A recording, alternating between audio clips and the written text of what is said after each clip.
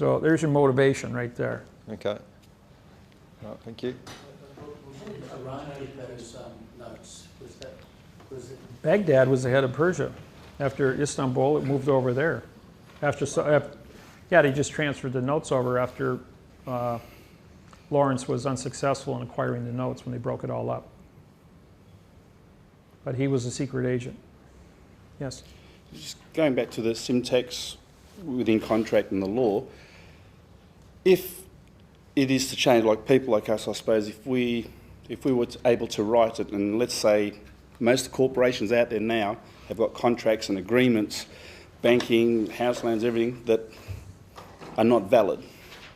So if you were to rewrite it, is it as simple as being able to rewrite it, and then if they challenge you in court or take it to court, are you saying that you will win every time, 100% of the time, just by presenting that argument, or is it still subject to? If you're going to rewrite it, both companies or both countries involved with going to syntax would be in agreement. Right now, we have agents here in Australia, New Zealand, Hawaii, Dubai, the United States. All over the world, we are coordinating. We have 82 countries that now have syntax, quantum, 115-page quantumized bank treaties, and they are communicating and studying to get their people and the machinery set up for all this. When the time comes, everybody's values will stay the same. The contracts will be corrected. You will not notice any difference. There will not be any big announcements to scare anybody. You never scare anybody. You fix it. Yeah. As long as everybody fixes it at the same time, there's no place to run unless you want to go sit on a space shuttle someplace.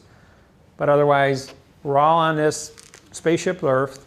We're all part of it. We got to work together, and everybody will be happy to fix it. This program and the things that I've said on this thing have already been broadcasted all over the world for 10 years. And so it's no secret. People know about it. They don't talk about it, but they all know about it, and they're all waiting for it to happen. So nobody's afraid.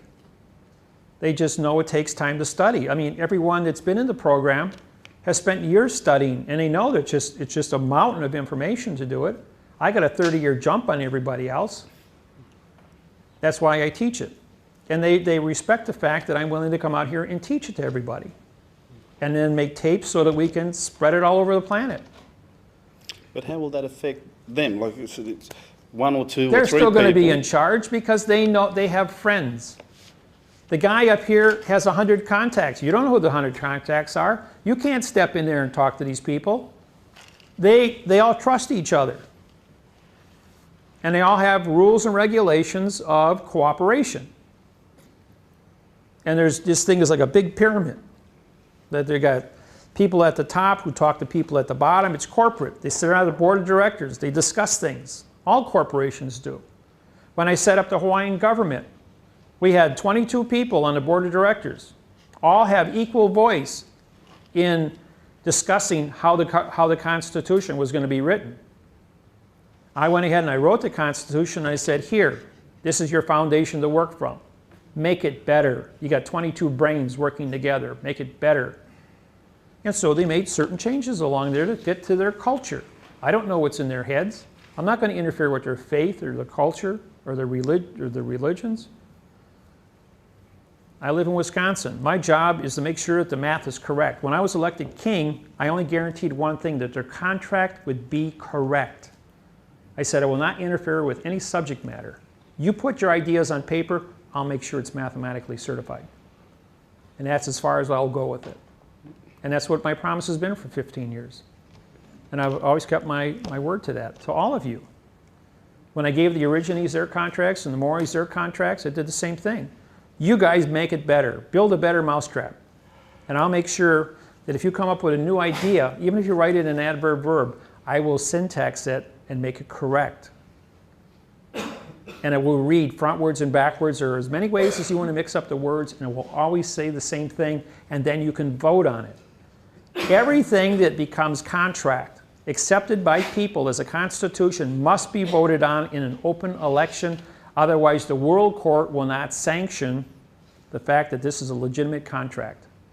The opinion of a few have nothing to do with the masses of a national constitution. That has to be voted on by the people.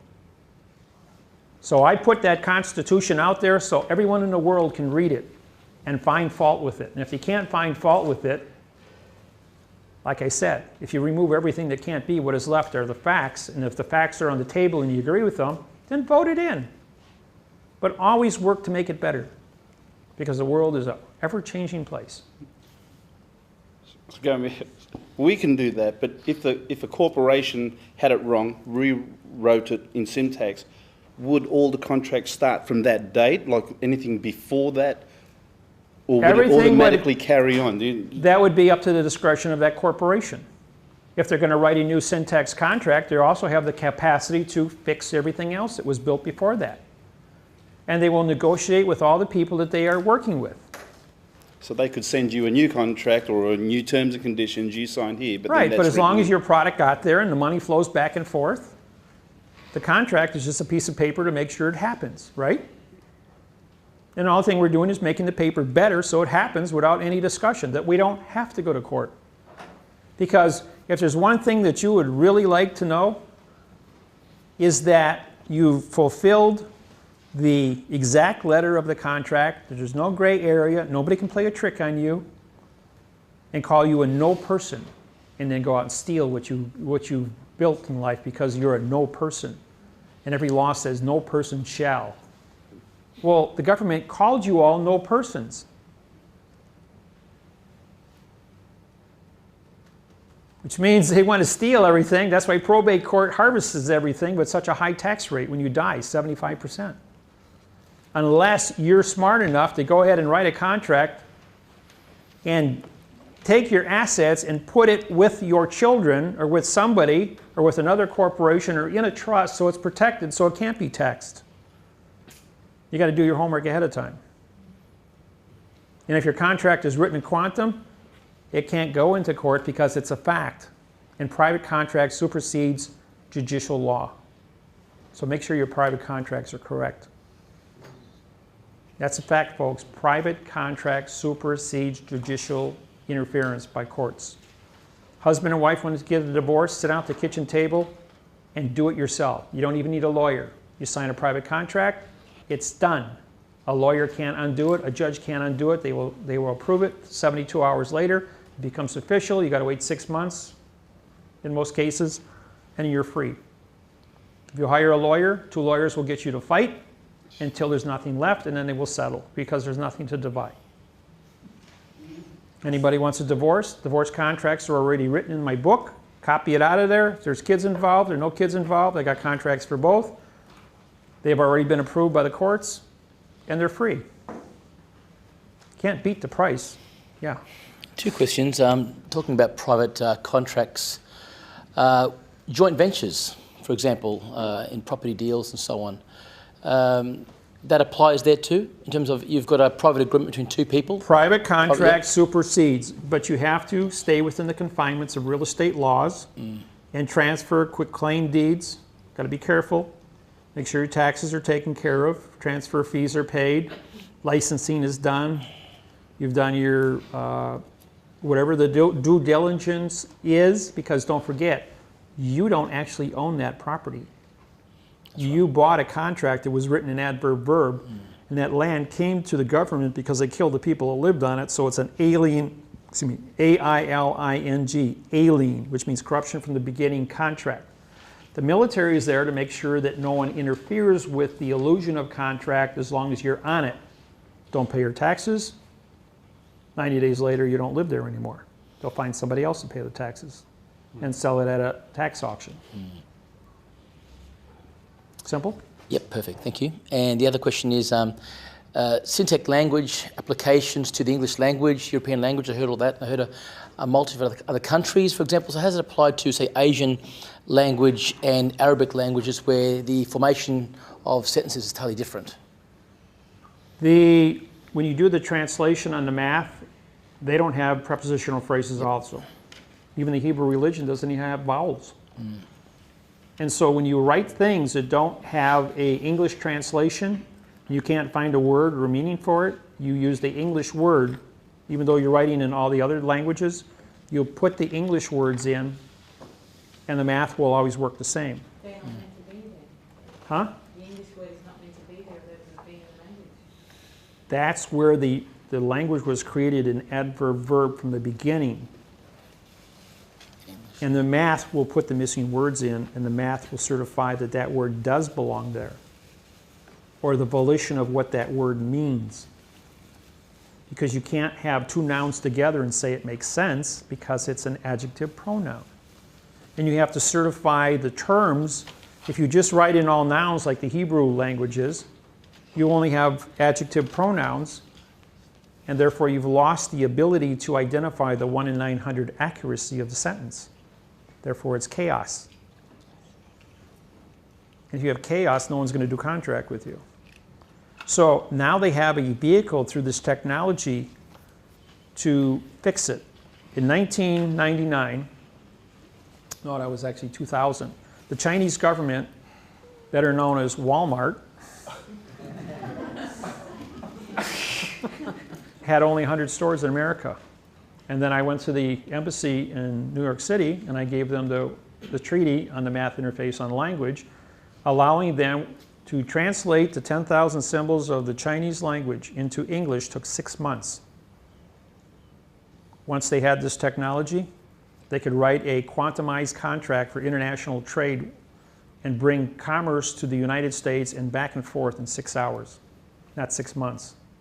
Now there's 1,800 stores of Walmart in the United States, controlling $1 trillion a year in commerce. So Chinese really like this. It took things from being a complex picture into a mathematical procedure. Did you get paid by the hour or by percentage? Only by percentage. No, this is a gift. I spent $12,500 of my own pocket money to print the books up and then hand-delivered them, including paying my own expenses from A to Z to deliver them to 82 countries and form the treaties. No appreciation. And now, oh yeah, because every time somebody touches me, I got 82 countries' ambassadors screaming, "You touched my ambassador." And the amount of commerce that 82 countries can apply pressure to any given country, considering they control 97% of the total wealth of planet Earth, that's a big stick. That's why I'm still standing up here talking to you. I got lots of friends. Got lots of friends. Well, there's other things. Yes. As you were saying earlier, how all existing adverb-verb contracts will have to be, or will be changed into syntax. What's to stop people as they realise that the original contracts weren't valid, just refusing to accept the new contracts, such as mortgages, credit cards? I said fiction in, fiction out. It's called volition. Right. V-O-L-I-T-I-O-N, volition. The condition of thinking by your own confession is the conduct. Right. Now, here's the point. You walk into the bank, and you're going to write a check. Oh, you don't have a pen. Well, okay. So there's a whole jar of pens there. You pick them up, you pull your checkbook out, write your check. You get done with your banking, back and forth, you put your checkbook away, you put your pen in your pocket, and walk out. No problem. Next guy comes in, checks the monitors, got cameras all over the bank, looks at that, looks at the pens, hesitates for a minute, picks one up, goes ahead and does his banking, does his thing. But instead of putting the pen back in the bucket, then asks permission to take it, he checks the monitors to see if anybody's looking and then puts it in his pocket with hesitation, puts his checkbook away and walks out. The first guy did his banking. He's innocent because he was doing his business. The second guy just shoplifted a pen. He's guilty of stealing. And a jury will look at the camera because he did this with his eyes and say that man's guilty of body language shoplifting. 80% of conversation is body language. Yes, exactly.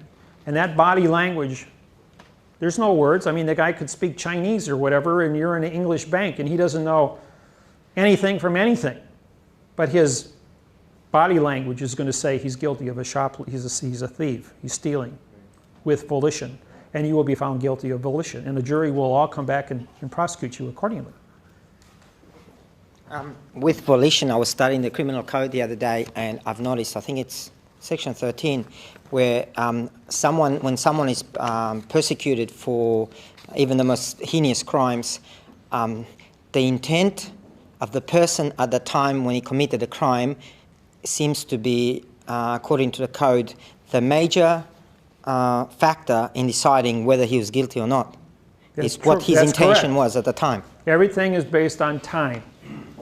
What was your volition at the time of the crime?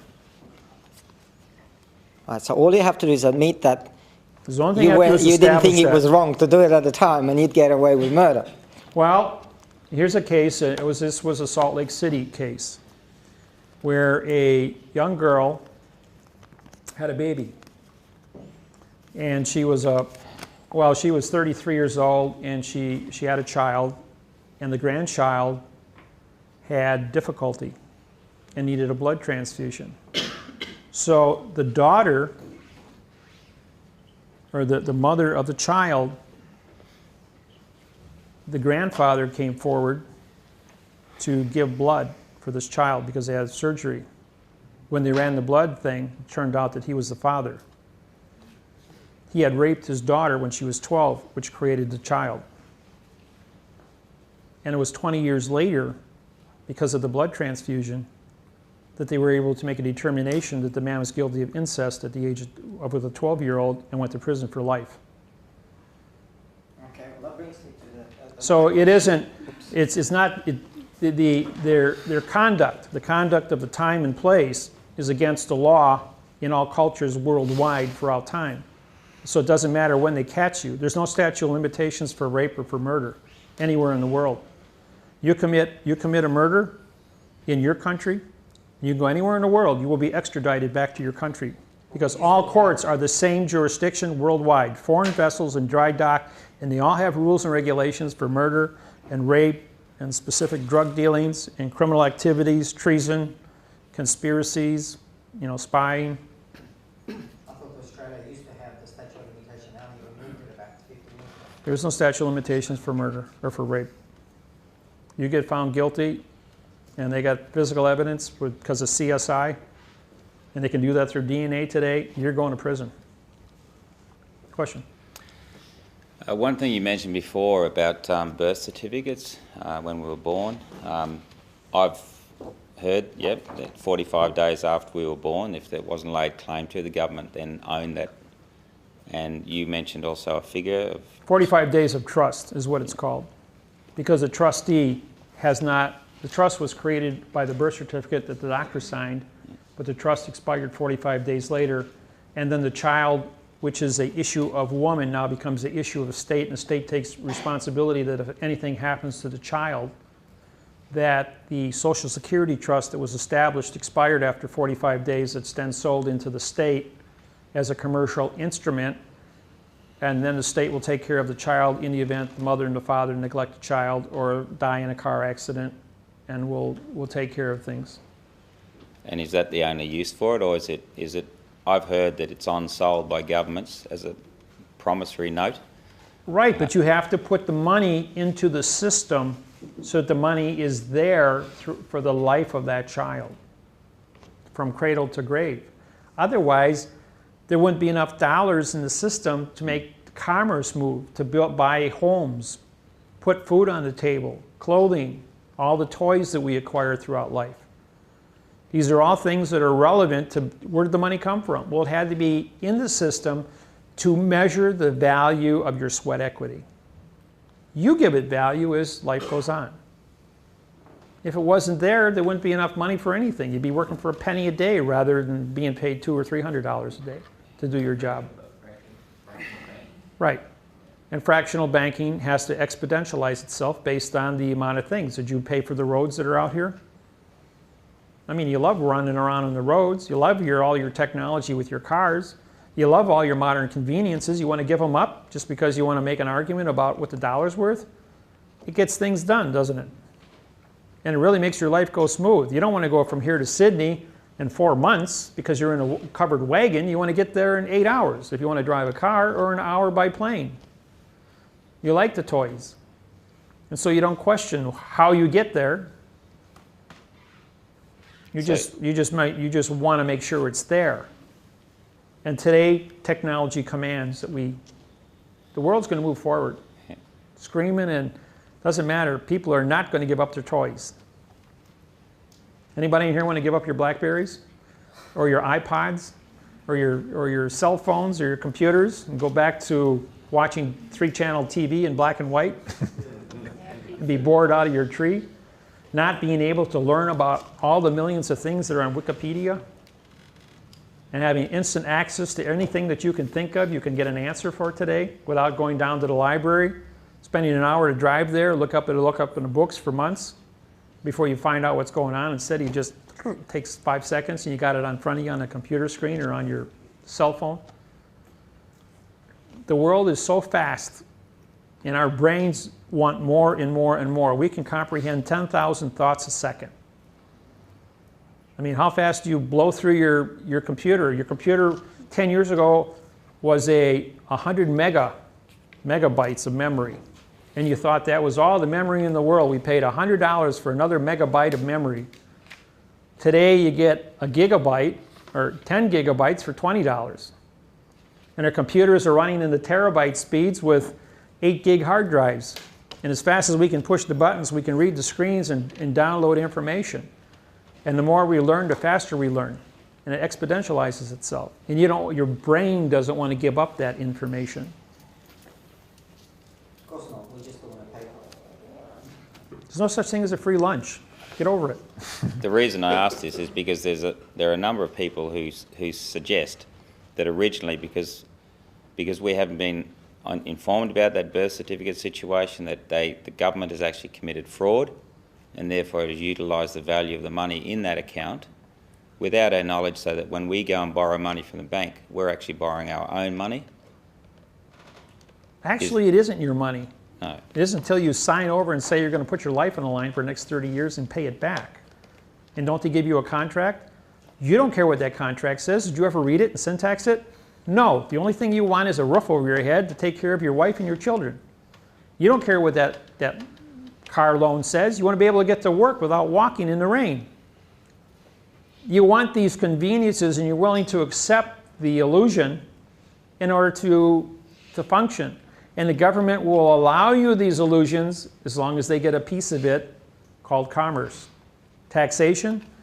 Taxation is you paying the military to guarantee the value of your money. If you don't believe me, walk up to a police officer with a $5 note, put a match to it, and watch how long it takes you to arrest you because you destroyed commerce.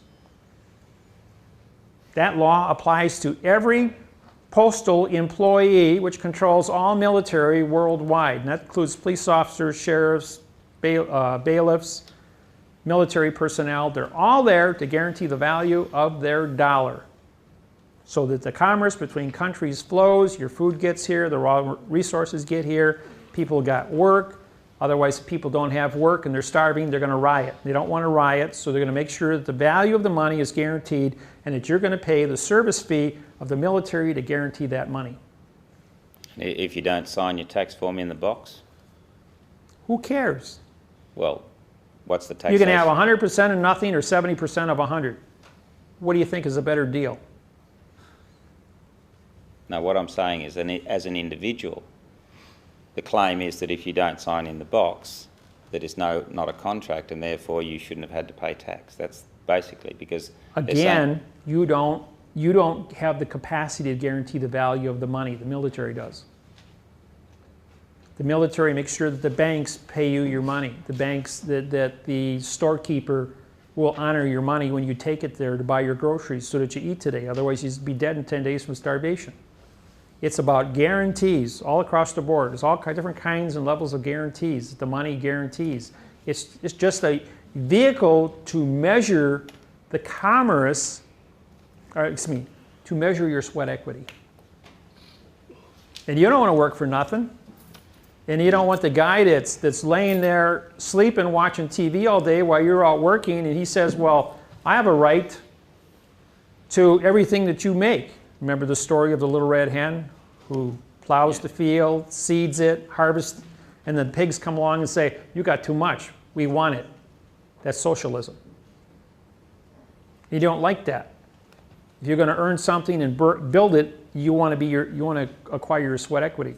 So the government says you'll have your sweat equity in this free economy, but we're going to take a portion of it to guarantee the value of it, and we're going to keep the books on this here.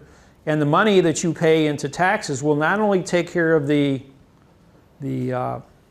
military, paying them to protect you so that the Chinese don't plant rice in your backyard tomorrow, or anybody else for that fact to trespass. You want those guarantees that the criminal isn't going to bust into your house and hurt you, that the police are going to put out, capture the bad guys, the firemen are going to put out the fire, the ambulance is going to be there when you have a heart attack. You like all those conveniences. And so those services exist in the event there's an emergency. You live on the coast here. Supposing you have a 9.8 earthquake off in New Zealand. You guys are close enough to, can you survive a 200-foot tsunami come crashing into your city here? What do you think the end result of that's going to be? And who's going to pick up the pieces afterwards? It's like watching New Orleans get washed away by a hurricane and see the level of what a disaster is, or that earthquake that took place off of Indonesia, killed 235,000 people because they don't have an infrastructure or any way to protect themselves and didn't have early warning. We like all these toys because it guarantees your condition of life. The world isn't perfect, but they are building more satellites and more early warning systems and trying to make things better. You know what would be the real big disaster? There's a crack in the big island of Hawaii. That volcano on Big Island is 10 miles tall. That crack represents 100 cubic miles of mass. If that falls into the trench 35,000 feet deep, it will produce a 100-foot high tsunami in the entire Pacific Rim. You realize the damage it would do to San Francisco, LA, Tokyo, Singapore, Shanghai, Hong Kong, your cities along Australia here, you'd all be hit with a 100-foot tsunami, and it would be multiple waves of it. What happened in Indonesia? That'd be a drop in the bucket. A billion people die if that volcano ever goes pop and knocks that chunk off into the ocean. It's a disaster waiting to happen, and everyone on the planet knows it's there. What do you think would happen if Yellowstone National Park erupted? That's a volcano 40 miles wide and 60 miles long. 2/3 of the United States would be destroyed. The world economy would not exist because of the commerce that would be lost. 60% unemployment on the planet, and about half the population of the planet would die because they couldn't get food, because that's the breadbasket of the world. All because of a single volcano, which erupts every few 100,000 years. It's gone 5, so let's leave it. Sure. So what I'm telling you is that there's a lot of things on the planet. We live on an angry planet. We have, the world's trying to do the best they can to guarantee the survival of mankind. Global warming. There's no global warming, that's fine. I know, okay. There's no such thing as global warming. Have you been monitoring the North Pole? Yeah. Ice cap? The scientists who don't work for the government have been monitoring it. In the last 30 years, 40% of the ice pack has shrunk. No, it hasn't. It's just the way the world actually moves. It's natural form. There's actually more ice around than there. But when the permafrost comes out, the methane that's been trapped for 50,000 years has been released, and methane is 50 times more potent than carbon. There's no toxins. Speak to Lord Monkton. Lord Monkton. Yeah, there's a lot of research. He's just conducted a huge seminar in from Australia. a lot of scientists. You've seen all over the TV in Australia. I've heard both sides. Okay, there's arguments on both sides about global warming and no global warming, okay? And that's a subject matter, okay? And that's outside the jurisdiction of the syntax of the seminar. We can debate, just like you can debate religions, you can debate politics, you can debate global warming political issues, but that has nothing to do with, that's a science issue versus communications. I don't know the truth, one way or the other. I've researched both of them, and both sides have valid arguments. And so the only thing we can do is wait and see what happens. Yes. you talk about a free economy. I'm not sure how free the economy is, and I'm certainly not comfortable with the military guaranteeing my dollar and holding me to sweat equity for the rest of my life to validate the dollar. I guess I wanted to talk about volition. You talk about the volition of contract, whether it's in fiction or it's in truth. The volition is probably the most important thing. So if the case is that the central banks lend money to the governments and the central banks are privately owned, and then the banks collude with these central banks to then, through fractional reserve lending, enslave everybody, what's the volition of their contract? Well, they made it available to you, and you accepted it. You didn't go out there and say, you didn't go to the bank and say, I'm going to syntax your mortgage contract. They said, who's got the money to buy the house? And they said, well, you got to go to the bank or credit union. You can go to private individuals, but private individuals don't, unless they're a family member, probably wouldn't give you any money. So if you want the money, you got to play the game to get the house, so you got a roof over your head and support your family. And if you would have taken the time, you could have wrote your own contract in syntax first and took it to the bank and said, will you accept this? Because it's correct. But isn't the volition of the lender incorrect if they're stating that they have risk, but they make digits out of nothing? So what's their risk? Does the lender have an education to understand quantum language? Did he take this course, or does he even understand the fact that there is syntax available to him? The answer is, if you walk into the bank and ask any bank teller or bank president, do you understand what the word syntax means? They're going to go, no. And you look at his eyes. Some people are absolutely surprised when they hear the word syntax. They go, I don't even know what that means. And they really are starstruck. Define it for me. And then you start showing them little pieces of information, and all of a sudden like they go, oh, we got a problem. And then they get scared. Am I going to lose my job if I ruffle the feathers of the other people who don't understand the syntax? Because remember what I told you? First rule of business is, don't hire your replacement. Nobody wants to lose their job. When I got arrested in New Zealand last week, the immigration officer, after I syntaxed his immigration form, says, I'm paid to do that. I'm paid to lie to you. And I don't want to lose my job because unemployment is 12% in New Zealand. So what's the guy saying to you? He's going to break the law just to keep his job. And that's what we're dealing with all over the world. Somewhere the lie's got to stop, and the true volition has to come in because the world's enslaved. That's why I'm doing these seminars. You've got to educate enough people so that you can vote correctness in. As long as people don't know, they won't change. You didn't know for 8,500 years, and 8,500 years nobody changed. The only thing that people do is they go to war with each other. You know, Odell said to me once, Odell was a chief judge's clerk. She says, people are angry. People who are angry file lawsuits. Business is good. I have job security. Yes. It's on the same subject, just a different facet of it. I want to confirm what I hear you saying is that if people sign an agreement that is not made in quantum language, but it's in Volition. By their own volition, verb, adverb, regardless of whether the word, and they both assume they understand what each other are discussing and they've agreed on that contract, whether it be a house contract or buying a car or even on a constitution. Because they voted on it, does that make it binding? Yes, because both of you signed it. So what you're saying, our constitution... They offered, you accepted, and you're both going to comply with it, and if you don't, where are you going to go? You're going to go into an adverb-verb court that's going to enforce the adverb-verb law. So what you're saying, our constitution that we voted in 1900, regardless of whether it's written in quantum language or not, is binding. Well, it was binding until I rewrote it. Now people can stand up with the correct one and say, how come you guys didn't follow your own syntax that you wrote in your own styles manual, and you went out there and you broke the law for the last 100 years? Why don't you know how to read and write? Why are you claiming that you know how to read and write, taking a paycheck for it, but you actually don't know how to read and write? But nobody's voted the one that you rewrote. Therefore, the parties have not agreed on it. People are still looking at it. It hasn't gone to the referendum. In other words, you have to, government has to stand up and say, we have a new constitution here. On Tuesday, in 90 days from now, we are going to vote on it. Do you want to stay with the old one, adverb, verb, or do you want to accept a new one? If you accept a new one, we're going to have to change contracts. So, And it's through the education of people.